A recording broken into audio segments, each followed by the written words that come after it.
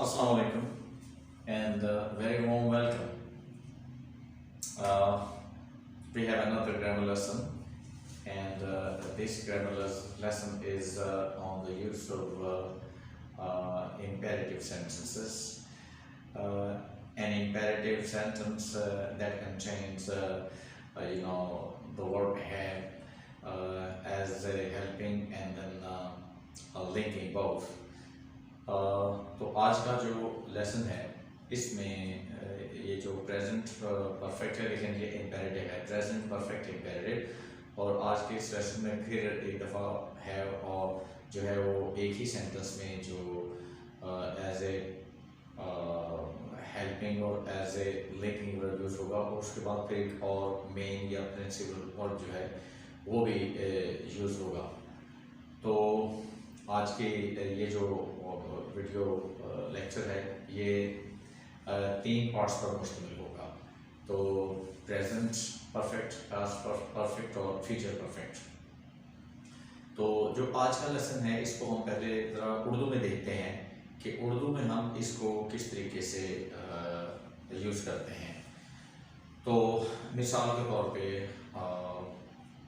आप कहीं गए हुए थे, तो आपका इरादा था कि आप वापस रात को आ जाएंगे, लेकिन जो मेज़बान था उसने आपसे ये कहा कि आप आज रात रुक जाएं, आप आज ना जाएं। तो फिर ज़ाहिर है आपने घर फ़ोन किया और आपने ये कहा कि मैं आज रात नहीं आ सकता, मुझे यहाँ ठहरना पड़ गया है। तो मुझे यहाँ ठहरना पड़ गया है। I have had to stay here. I have had to stay here. मुझे आज यहाँ ठहरना पड़ गया है। या I have had to stay here tonight. मुझे आज रात यहाँ ठहरना पड़ गया है। कभी कभी ऐसा भी होता है कि घर के काम कोई आपके फैमिली में से करता है, लेकिन एक दिन वो जो रेगुलरली जो होम चोर्स है वो करता है, वो बीमार पड़ जाता है, तो फिर वो दूसरे को करने पड़ते हैं। तो जो दूसरा जिसे करने पड़ते हैं वो जो कहता है कि मुझे आज घर के काम करने पड़ गए हैं, तो फिर वो यही प्रेजेंट परफेक्ट इम्पेरेटिव ये यूज़ करेगा कि I have had to do the home chores today. I have had to do the home chores today. तो इसमें एक दफ़ा फिर जो प्रिंसिपल वर्ब है वो इन्फिनेटिवली यूज़ होगा। तो जो हैव है एज ए हेल्पिंग और लिंकिंग वर्ब जो है वो उससे पहले यानी सब्जेक्ट के बाद ये दोनों पहले यूज़ होंगे। तो ये किस तरीके से यूज़ होते हैं, आइए ज़रा हम इसको बोर्ड के ऊपर देखते हैं कि ये किस तरीके से यूज़ होते हैं। तो अब ये देखें तो सबसे पहले देखें टेंसेस लेसन नंबर 17। तो ये टेंसेस का जो लेसन नंबर 17 है और प्रेजेंट परफेक्ट इम्पेरेटिव। तो ये प्रेजेंट परफेक्ट इम्पेरेटिव सेंटेंसेस है जो आपके सामने अभी मैं एक्सप्लेन करने जा रहा हूँ। तो ये देखें आई have had, I have had, ये जो है ये लिंकिंग है और ये हेल्पिंग हो गया। आई हैव हैड और आगे टू कुक, ये है इन्फिनेटिव यूज वर्ब, जो इससे जो पिछली जो वीडियो लेसन है उसमें आपने ये चीज़ सीखी या देखी है।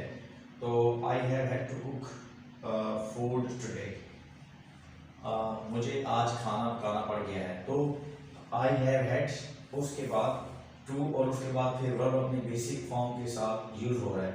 जिस तरह कि आपको पता है कि इन्फिनेटिव यूज ऑफ वर्ब जो है उसमें टू के बाद वर्ब अपनी बेसिक फॉर्म में यहाँ पे यूज़ होता है। तो इसलिए टू कुक फूड, खाना पकाना, टू रेज फंड्स, चंदा इकट्ठा करना, टू बारो मनी, पैसे उधार लेना, स्लीप अपस्टेयर्स, ऊपर वाली मंजिल पर सोना, लैंड हिज मोटरसाइकिल, अपनी मोटरसाइकिल जो है वो किसी को उधार देना, और डू ए कुकिंग कोर्स, और कुकिंग का कोर्स करना, और इसी तरह इम्पोज अनदर लॉकडाउन, एक और लॉकडाउन जो है वो लगा देना। तो यहाँ पे ये इंटरेस्टिंग चीज़ है कि जो सेंटेंस का शुरू है सब्जेक्ट प्रोनाउन के बाद जो है हैव हैड आएगा। ये प्रेजेंट परफेक्ट की बात हो रही है। और यहाँ तक अगर देखें तो इसका तर्जुमा ये हो गया कि मुझे पड़ गया है। मिसाल के तौर पे आई हैव हैड, मुझे पड़ गया क्या, I have had to cook food today, आज मुझे खाना पकाना पड़ गया है। तो ये है इसका जो ट्रांसलेशन है कि जो हम अपनी लैंग्वेज उर्दू में भी यूज़ करते हैं कि आज मुझे छुट्टी करनी पड़ गई है। और इसी तरह आज उन्हें पैदल कॉलेज जाना पड़ गया है। तो ये है जो हम आज के इस लेसन में एक्सप्लेन करने जा रहे हैं। तो आइए ज़रा सबसे पहले हम देखते हैं कि इसको मैं पढ़ के और इसका नेगेटिव और इंटरोगेटिव जो है वो भी मैं आपके सामने पढ़ूंगा। तो I have had to cook food today, आज मुझे खाना पकाना पड़ गया है। I haven't had to cook food today, आज मुझे खाना पकाना नहीं पड़ा है।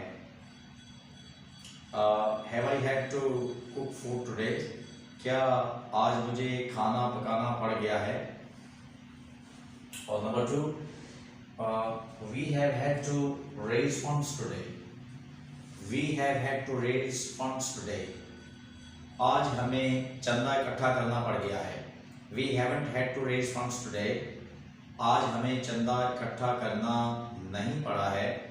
Have we had to raise funds today, क्या आज हमें चंदा इकट्ठा करना पड़ा है। उसके बाद नंबर 3 पे देखें, you have had to borrow money today, you have had to borrow money today, आज आपको पैसा उधार लेना पड़ गया है। You haven't had to borrow money today, आपको आज पैसा उधार नहीं लेना पड़ा है। Have you had to borrow money today, क्या आपको आज पैसा उधार लेना पड़ गया है। Number 4, they have had to sleep upstairs tonight, they have had to sleep upstairs tonight, उन्हें आज रात ऊपर वाली मंजिल पर सोना पड़ गया है। they haven't had to sleep upstairs tonight, उन्हें आज ऊपर वाली मंजिल पर सोना नहीं पड़ा है। have they had to sleep upstairs tonight, क्या उन्हें आज रात ऊपर वाली मंजिल पर सोना पड़ गया है। फिर नंबर 5 है, he has had to lend his motorcycle today, he has had to lend his motorcycle today, उसे आज अपनी मोटरसाइकिल उधार देनी पड़ गई है। he hasn't had to lend his motorcycle today, उसे आज अपनी मोटरसाइकिल उधार नहीं देनी पड़ी है। has he had to lend his motorcycle today, क्या उसे आज अपनी मोटरसाइकिल उधार देनी पड़ गई है। और फिर आ जाए नंबर 6 पे, she has had to do a cookery course, she has had to do a cookery course, उसे एक खाना पकाने का कोर्स करना पड़ गया है। she hasn't had to do a cookery course, उसे खाना पकाने का कोर्स नहीं करना पड़ा है। has she had to do a cookery course, क्या उसे खाना पकाने का कोर्स करना पड़ गया है। उसके बाद नंबर 7 देखें, the government has had to impose another lockdown, the government has had to impose another lockdown, हुकूमत को एक और लॉकडाउन लगाना पड़ गया है। the government hasn't had to impose another lockdown, हुकूमत को एक और लॉकडाउन नहीं लगाना पड़ा है। has the government had to impose another lockdown, क्या हुकूमत को एक और लॉकडाउन लगाना पड़ गया है। तो ये प्रेजेंट परफेक्ट इम्पेरेटिव, ये इस वीडियो जो लेसन है इसका पहला पार्ट था। तो अब हम पार्ट नंबर 2 यानी पास्ट परफेक्ट की तरफ चलते हैं। जी, तो आइए अब हम चलते हैं इस वीडियो लेसन के पार्ट नंबर 2 की तरफ जो पास्ट परफेक्ट इम्पेरेटिव पे मुश्तमिल है। तो जो पास्ट परफेक्ट इम्पेरेटिव है इसको हम उर्दू में कैसे यूज़ करते हैं, कैसे बोलते हैं, पहले ज़रा हम इस चीज़ को देख लेते हैं। तो मिसाल के तौर पर अगर कोई शख्स ये कहता है कि मैं कहता हूँ कि I had to sleep on the floor, I had to sleep on the floor, मुझे फर्श पर सोना पड़ गया था। I had double had, I had to sleep on the floor, मुझे फर्श पर सोना पड़ गया था। तो मिसाल के तौर पे ये भी मिसाल के तौर पे बहुत सारे जो काम हैं जो हमें इस के मुताबिक करने पड़ जाते हैं तो फिर हम यही कहते हैं कि मुझे ये काम करना पड़ गया था या वो काम करना पड़ गया था। मिसाल के तौर पे मुझे एक जुर्माना अदा करना पड़ गया था, हमें एक जुर्माना अदा करना पड़ गया था और उन्हें जो है वो उन्हें अपने वालिदैन को राज़ी करना पड़ गया था। तो ये है पास्ट परफेक्ट। तो पास्ट परफेक्ट जो है ये भी बड़ा इंटरेस्टिंग है। इसमें उसकी वजह ये है कि यहाँ पे जो हैव है, यानी ये हैव तो बेसिक फॉर्म है, तो इसकी जो सेकंड और थर्ड फॉर्म है हैड, तो ये इसमें यूज़ होती है। और उसके बाद फिर एक जिस तरह प्रेजेंट परफेक्ट में आपने देखा है कि I have had to stay at home, मुझे घर पर रुकना पड़ गया है। तो टू स्टे ये इन्फिनिटिव यूज ऑफ वर्ब है। तो इसी तरह हम क्या करते हैं कि डबल हेड यूज़ करने के बाद फिर प्रेपोजिशन टू यूज़ करते हैं और फिर हम यूज जो वर्ब है उसकी बेसिक फॉर्म यूज़ करते हैं। तो उन्हें इस्तीफ़ा देना पड़ गया था और हमें उनकी बात माननी पड़ गई थी और इसके बाद फिर उसे अपने फैमिली को छोड़ना पड़ गया था। तो ये है वो पास्ट परफेक्ट जिसको हम उर्दू में इस तरीके से यूज़ करते हैं। तो आइए हम थोड़ा देखते हैं कि इसी को हम इंग्लिश में किस तरीके से यूज़ करते हैं। तो सबसे पहले ये देखें, वही चल रहा है टेंसेस लेसन नंबर 17 और पास्ट परफेक्ट इम्पेरेटिव। तो देखें, I had to cook food today, I had to cook food today. तो सारा दिन गुजर गया, आज शाम को मैं किसी को ये बता रहा हूँ कि I had to cook food today, मुझे आज खाना पकाना पड़ गया था। ठीक है, तो उसके बाद फिर हजार है हम उस बात की भी यानी ये तो वजाहत कर रहे हैं, तो फिर उस बात का भी जिक्र करते हैं कि जिसकी वजह से ये सेंटेंस बोला जाता है। मिसाल के तौर पे मैं उर्दू में कहता हूँ कि आज मुझे खाना पकाना पड़ गया था, इसलिए मैं आपको कॉल ना कर सका। ठीक है, या आज मैं मेडिसिन लेना भूल गया वगैरह वगैरह। तो I had to cook food today, that's why I couldn't call you. आज मुझे खाना पकाना पड़ गया था, इसलिए मैं आपको कॉल नहीं कर सका।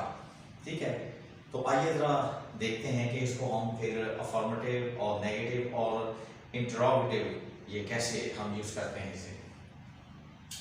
तो I had to cook food today, I had to cook food today, आज मुझे खाना पकाना पड़ गया था। I hadn't had to cook food today, आज मुझे खाना नहीं पकाना पड़ा था।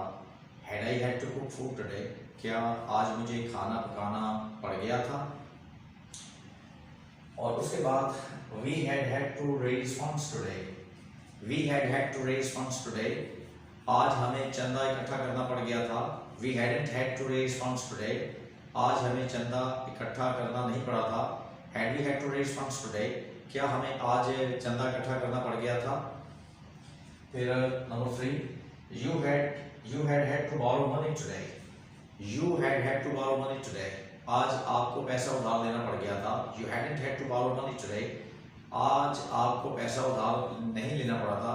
had you had to borrow money today, क्या आज आपको पैसा उधार लेना पड़ गया था।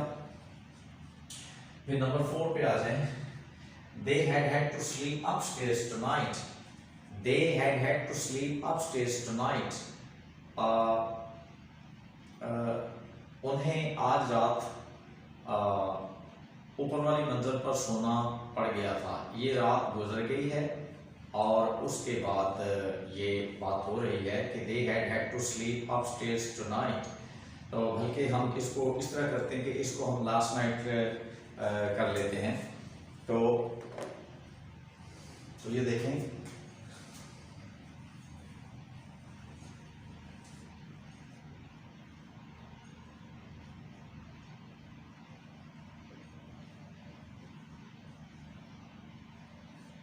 तो they had to sleep upstairs last night, उन्हें कल रात ऊपर वाली मंजिल पर सोना पड़ गया था। They hadn't had to sleep upstairs last night.